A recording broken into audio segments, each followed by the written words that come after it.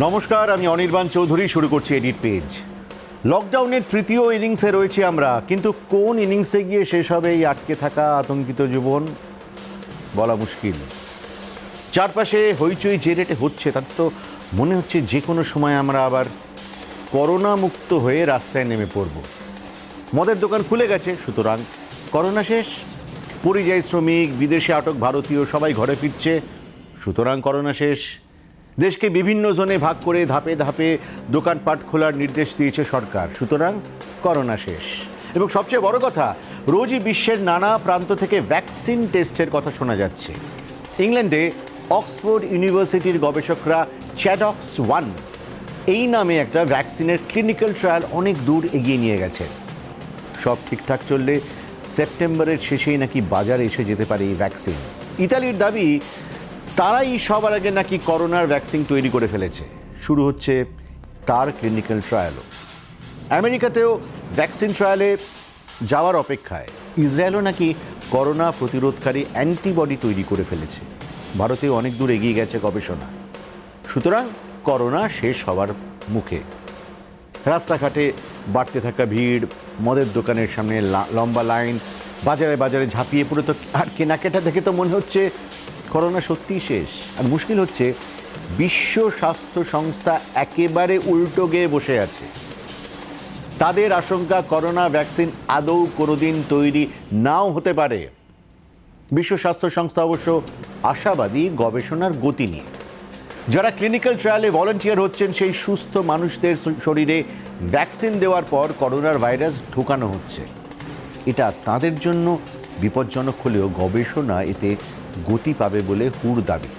কিন্তু যতই গতি পাক, যা বোঝা যাচ্ছে এই বছরের মধ্যে ফুল প্রুফ কোনো ভ্যাকসিন পাওয়ার সম্ভাবনা কম। তাহলে তো হাতে রইল পেন্সিল। করোনাকে বলতেই হচ্ছে, আপনি থাকছেন স্যার। তাহলে শুধু নিজেদের ইমিউনিটি বা দুঃসাহসের ওপর ভর করে এভাবে রাস্তায় বেরিয়ে পড়াটা কি একটু বাড়াবাড়ি হয়ে যাচ্ছে না? আর যদি এভাবে এখন না বেরোই, তাহলে কবে বেরোতে পারবো? এই প্রশ্নের উত্তরও তো সবাই খুঁজছি আমরা। দেখুন, ডাক্তাররা জানেন না, কিন্তু এই প্রশ্নের উত্তর রয়েছে অঙ্কের হিসেবে। লকডাউন কবে উঠবে? এই প্রশ্নের একটাই উত্তর, যেদিন করোনা ভাইরাস থেকে মুক্ত হবে দেশ, সেদিন লকডাউন উঠবে। স্বভাবতই দ্বিতীয় প্রশ্ন ওঠে যে কবে করোনা মুক্ত হবে দেশ? এই প্রশ্নের উত্তর দিয়েছে Singapore university of technology and design. সিঙ্গাপুরের এই সংস্থার দাবি যে 25শে মের মধ্যে ভারত 97% করোনা মুক্ত হয়ে যাবে। বিশ্বের 25টি দেশে করোনা সংক্রমণ এবং রোগমুক্ত মানুষের ডেটা স্টাডি করার পর এই দাবি করেছে সিঙ্গাপুরের এই সংস্থাটি। এই রিপোর্টে বলা হয়েছে, 25শে মের মধ্যে ভারত 97% করোনা মুক্ত হয়ে উঠবে।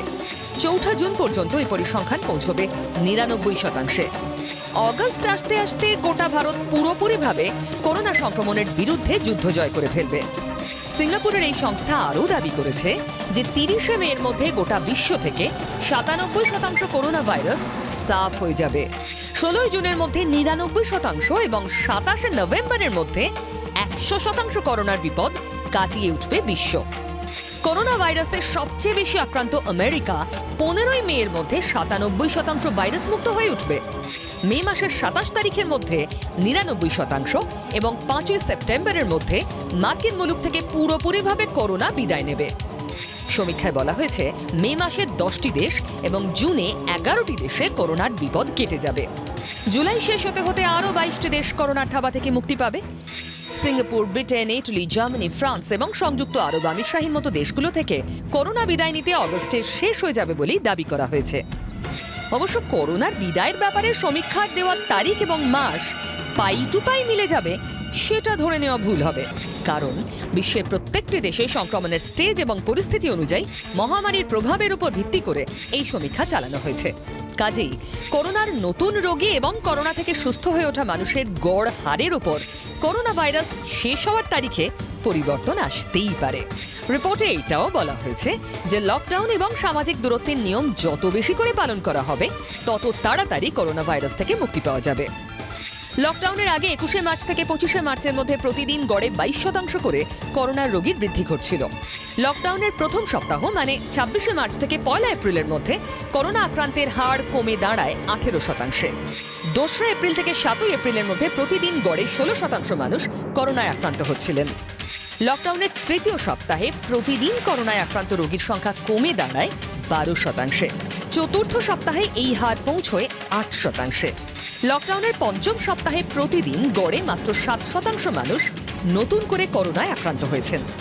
লকডাউনের পর দেশে করোনা রোগীদের রিকভারি রেট বেড়ে প্রায় 23.4% হয়ে গেছে। ভারতে এখনো পর্যন্ত 7 লাখেরও বেশি মানুষের করোনা টেস্ট হয়েছে, যার মধ্যে 4% মানুষের শরীরে ভাইরাস পাওয়া গেছে। মানে প্রতি 100 মানুষের মধ্যে 4 জন মানুষের শরীরে ভাইরাস মিলেছে। এই ব্যাপারে বিশ্বের অন্যান্য দেশের তুলনায় ভারতের পরিস্থিতি অনেকটাই ভালো, কারণ আমেরিকায় প্রত্যেক 100 জনের মধ্যে 18 জন সংক্রমিত। ইটালি, স্পেন এবং ফ্রান্সের মতো দেশগুলোর অবস্থা তো আরও খারাপ। সেদিক থেকে দেখতে গেলে বোঝা যায় যে অন্যান্য দেশের তুলনায় ভারত অনেক বেশি শক্ত হাতে করোনার বিরুদ্ধে লড়াই চালাচ্ছে। কিন্তু তাতে আত্মতুষ্ট না হয় শ্রেয়, কারণ যতদিন দেশে একটাও করোনা রোগী থাকবে আমরা কেউ নিরাপদ থাকতে পারবো না। তাই করোনার বিরুদ্ধে দাঁতে দাঁত চেপে এই লড়াই চালিয়ে যেতেই হবে। ব্যুরো রিপোর্ট, জি 24 ঘন্টা। To be or not to be, that is the question. এই করোনার সময়ের কথা ভেবেই হয়তো শেক্সপিয়ার লিখেছিলেন, তা জানি না। তবে এখনকার সময়টা বোঝাতে এরকম অ্যাপ্রোপ্রিয়েট কোড আর পাওয়া মুশকিল। কে থাকবে, কে থাকবে না, কোন ব্যবসা চলবে আর কোনটা চলবে না, কিছুই এখন বোঝা যাচ্ছে না। করোনা যুগ শুরু হওয়ার আগে আমাদের দেশে 3টে ব্যবসা রমরমিয়ে চলত: রেস্তোরাঁ, চিকিৎসা আর শিক্ষা। চিকিৎসার বেহাল দশা তো দেখতেই পাচ্ছে নিজের চোখের সামনে। করোনা যখন তখন চিকিৎসাকর্মীদের রোগী বানিয়ে ফেলছে আর বন্ধ হয়ে যাচ্ছে হাসপাতাল, নার্সিংহোম। তার শিক্ষা তো এখন স্কুল কলেজের চৌহদ্দি ছেড়ে অনলাইনে আবদ্ধ। রইল বাকি ইটিং আউট। এই বাজারে সেটার তো কোনো সম্ভাবনাই নেই। কিছু হোম ডেলিভারিতে যাচ্ছে বটে, কিন্তু তাতেও বহু সমস্যা, বহু সংশয়। এই সংশয়, সন্দেহ ভবিষ্যতেও কতটা কাটবে বলা মুশকিল। আর তার সঙ্গে স্বাস্থ্যবিধি মেনে রান্নাবান্না এবং নো কন্ট্যাক্ট ডেলিভারিতে রেস্তোরাঁর খরচ অন্তত 5% বেড়ে যাবে। ফাইন ডাইন রেস্তোরাঁ শুধু দু একটা টেক আউট অর্ডারের জন্য খুলে রাখলে রোজকার রান্নার খরচাই উঠবে না। আর করোনা পরবর্তী সময়ে বাইরের খাবার খেলেও ক্রেতার কিন্তু সাইকোলজিটা একেবারে পাল্টে যাবে। ঘরের খাবারে ফিরে গিয়ে টাকা বাঁচানোর এবার একটা প্রায়োরিটি এরিয়া হয়ে যেতে পারে। তাহলে রেস্তোরাঁগুলোর কি হবে? টানা লকডাউন, জমায়েতে নিষেধাজ্ঞা, ধুঁকছে দেশের অর্থনীতি। এই পরিস্থিতিতে সবচেয়ে বেশি বিপর্যয়ের মুখে রেস্তোরাঁগুলো।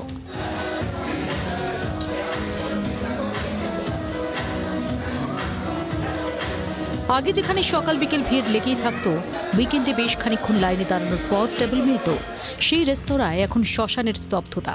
কোথাও শাটার নামানো, কোথাও ছোট্ট একটা টেক অ্যাওয়ে কাউন্টার মাছি দাঁড়াচ্ছে।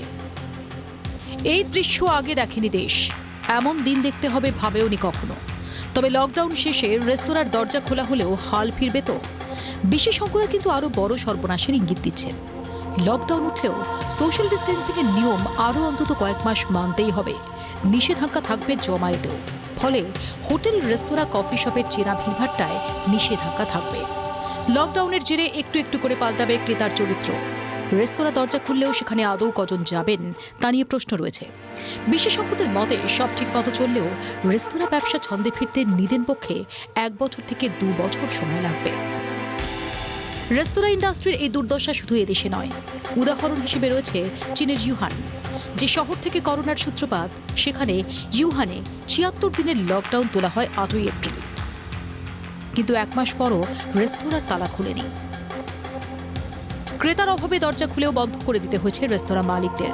অনেক রেস্তোরাঁই পুরোপুরি পর্যটক নির্ভর। সেখানে আপাতত অনির্দিষ্টকালের জন্য তালা। যে রেস্তোরাঁ খোলা রয়েছে সেখানে আগের বিক্রি বাটার তুলনায় 30% বিক্রিও নেই। নোটবন্দি, জিএসটি, হাইওয়ের ধার ঘেঁষা রেস্তোরাঁয় বিভিন্ন বিধিনিষেধে এমনিতেই সমস্যায় ছিলেন রেস্তোরাঁ মালিকরা।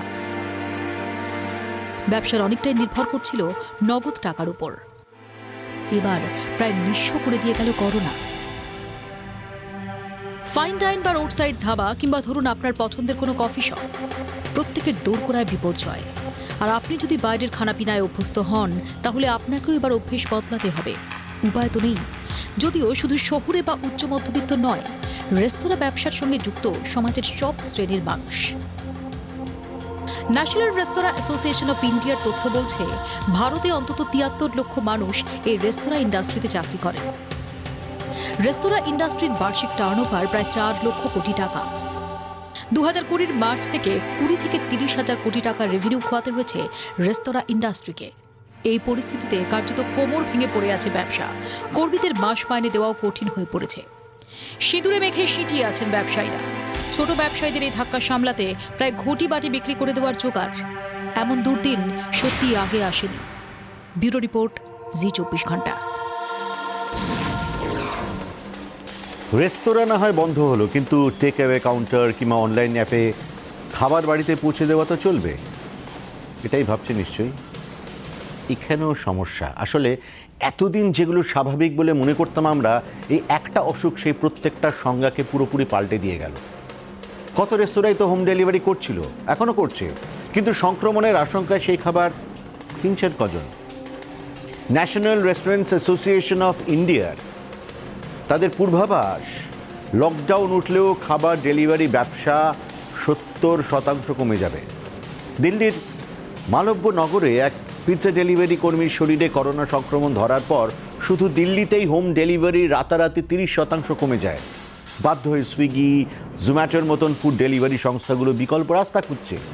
কেউ দিয়ে যাচ্ছে শাকসবজি, মুদিখানার জিনিসপত্র, কেউ আবার মদের হোম ডেলিভারি করার রাস্তা খুঁজছে।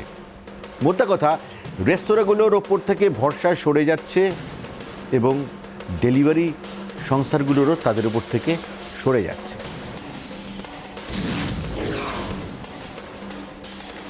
নামি ফুড চেন ছাড়া প্রত্যেক 10টা রেস্তোরাঁর মধ্যে 4টি সরকারি সাহায্য ছাড়া উঠে দাঁড়াতে পারবে না, বলছে একটি সূত্র।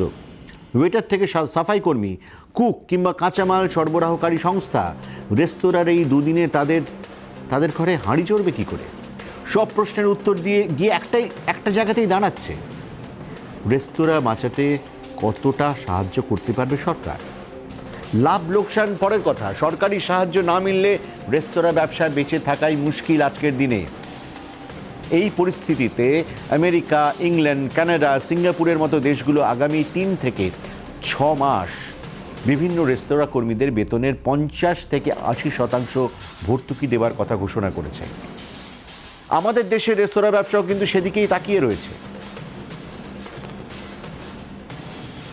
রবি ঠাকুর 4 দেয়ালের বদ্ধ পরিবেশ ছেড়ে শিক্ষাকে নিয়ে এসেছিলেন উন্মুক্ত প্রকৃতির মাঝে। তিনি কি ভবিষ্যৎদ্রষ্টা ছিলেন? করোনা আমাদের বহু অভ্যাস বদলে দিয়েছে আমাদের চেনা পরিচিত সব চারপাশ। হয়তো বদলে দেবে আমাদের স্কুল কলেজের চেনা ছবিটাও। বদ্ধ ঘরে গা ঘেঁষাঘেঁষি নয়, এবার দরকার খোলামেলা পরিবেশ।